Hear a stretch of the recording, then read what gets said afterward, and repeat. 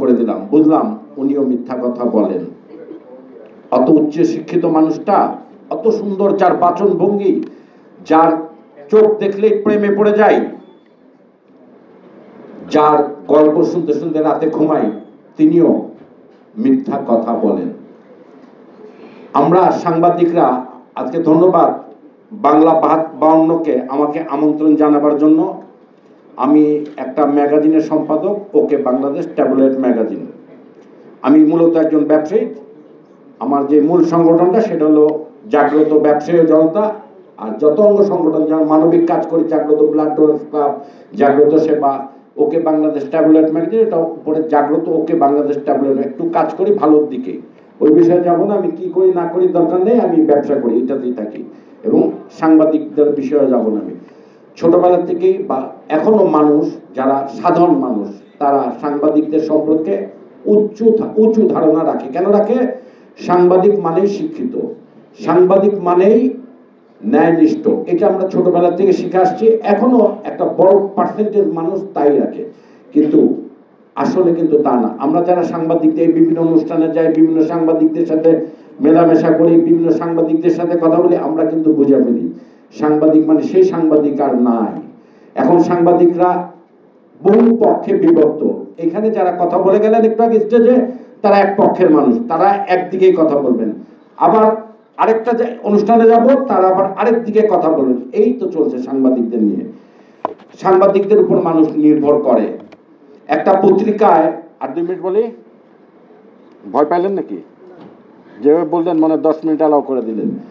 একটা পত্রিকা যেটা বললো, যদি এখানেই যদি আমার এখান থেকে যদি 5 জন মানুষ পোস্ট করে এই ব্যক্তি জামাতের বিরুদ্ধে কথা বলতেছে, আমরা এখানে নিজ পর্যন্ত যাইতে দিবেন, অথবা বিএনপির বিরুদ্ধে বা আওয়ামী লীগের বিরুদ্ধে।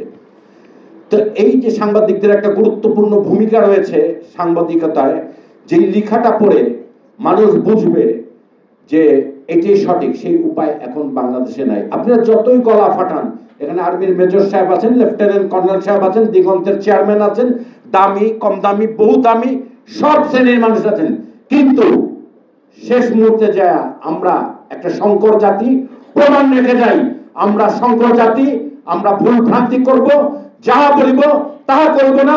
আমি আমার দলের পক্ষে কথা বলিব, আমি আমার সাইডে কথা বলবো, আমরা নিরপেক্ষ কথা বলবো না। নিরপেক্ষ কথা বলার মানুষ খুব কম।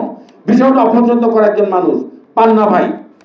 সেই মানুষটাকে যখন দেখলাম, আমি অপছন্দ করতাম আমার ব্যক্তিগত কারণে, যখন দেখলাম ন্যায় নীতির কথা বলেন, একদম পারফেক্ট কথা বলেন, আমি কিন্তু মানুষটার ভক্ত হয়ে গেলাম। বুঝলাম হয়তো আমার সাথে অনেক জায়গায় ওনার মিল না থাকতে পারে, কিন্তু উনি কিন্তু সত্যি কথা বলেছেন। এই যে বলেন প্রবাসে থেকে বলা তো চায়ের সহজ, বলা কত সহজ জানেন? বললে এখনই বলে দিতে পারে এরকম 10টা কথা। বলা খুব সহজ। বাংলাদেশে বসে বাংলাদেশের অন্যায় অবিচারের বিরুদ্ধে কথা বলার ব্যবস্থা করেন।